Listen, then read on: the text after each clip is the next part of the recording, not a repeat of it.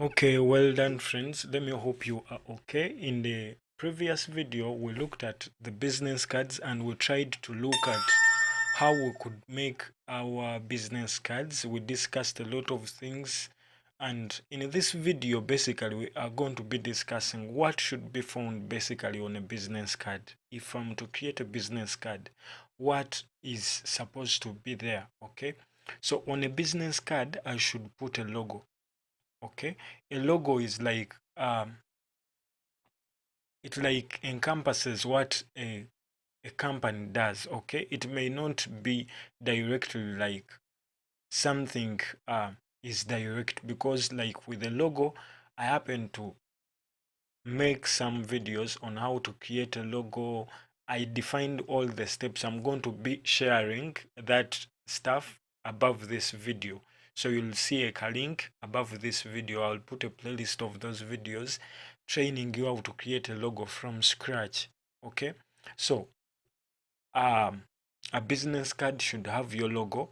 So if you do not have a logo on your business card, you would think of an image. You may put an image instead of putting a logo in that box, okay, or in that dimension where you would have put maybe a logo. You put your image.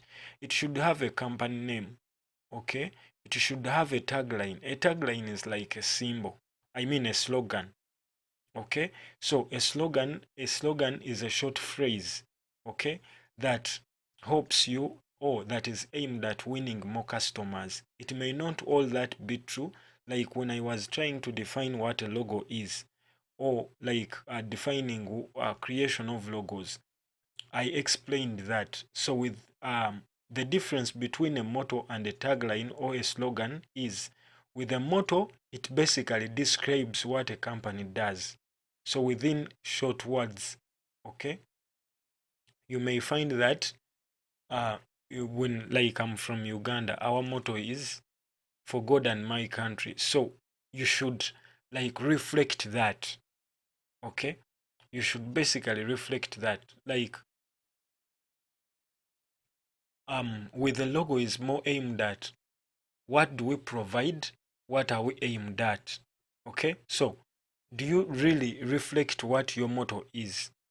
Okay, then with a slogan or a tagline, it is like a phrase. It is a phrase that is just aimed at winning more customers. So if look at telecom companies that say go everywhere, everywhere you go, the smartphone network, you get. So with, does it mean that wherever you go that you cannot lose network? Some of those networks even cannot exceed just 2 districts after the main, like 2 districts or 2 towns after the main urban center or the main towns.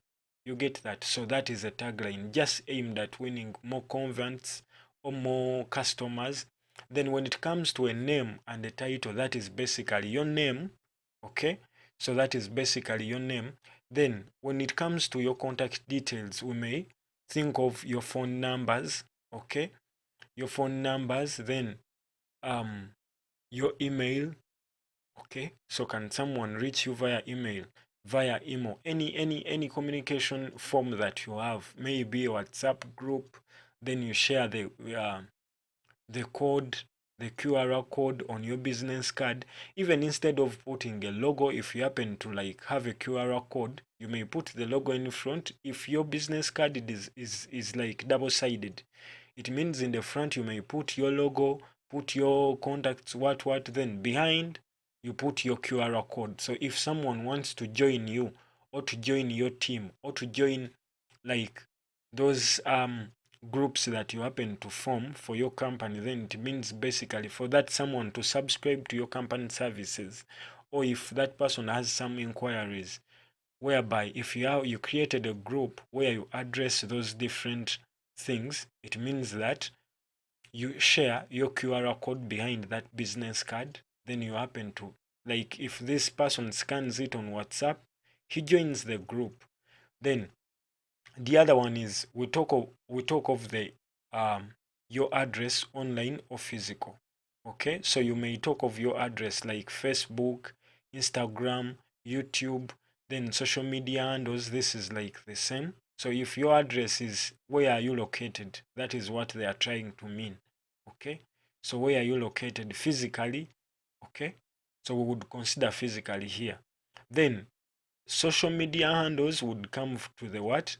To the address on social media. So you talk of your name, like this is Munye Scripts Lifestyle, Ogare Films Production, then a QR code. I've already talked about this. So that is basically the information that is needed on your business card. You may even feel like putting some samples, but it is regularly better to keep your business card simple, and besides keeping it simple, do not overfill it with information. So it will be like a card of plumbers where you find a glass, um, a twisting pipe, then a window. You get plumbers and builders. So we don't need such kind business cards. We need something very small. Okay, then besides being small, it should be like it should fit in my wallet. We'll look at flexibility, because if you give me something big, let's just assume I've found you on the way. I didn't move with my wallet, I didn't move with my bag, so I'm just dressed smartly.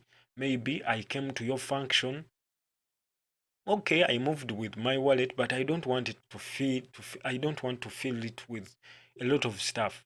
So I would want to have like something that is basically small, so that if I fit it within my wallet, it is a little bit small and I'm still comfortable. Okay? So do not make something big that makes me uncomfortable. Trying to put it in my wallet, it does not fit. Trying to put it in my pockets, it is already big. Then that is when you happen to see, before you leave the function, people are using your business cards as toothpicks.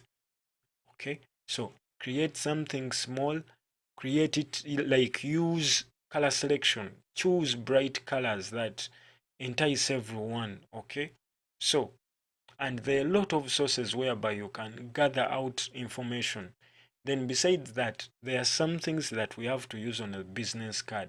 So for example, if I happen to come here, maybe in Google, so before me, most of the time as a creative, before you create a business card for a client, would you ask that client, do you have any samples of what you want? Like to save yourself time. So if at all you happen to have some samples on your computer, try to give him like over 3 samples and you ask him, would you choose from these ones, or do you have any idea of what you want? You get, so it saves your time. So within a limited time you can address that person. Then besides addressing that person, like you meet what he needs in in a less time than the time you would have consumed.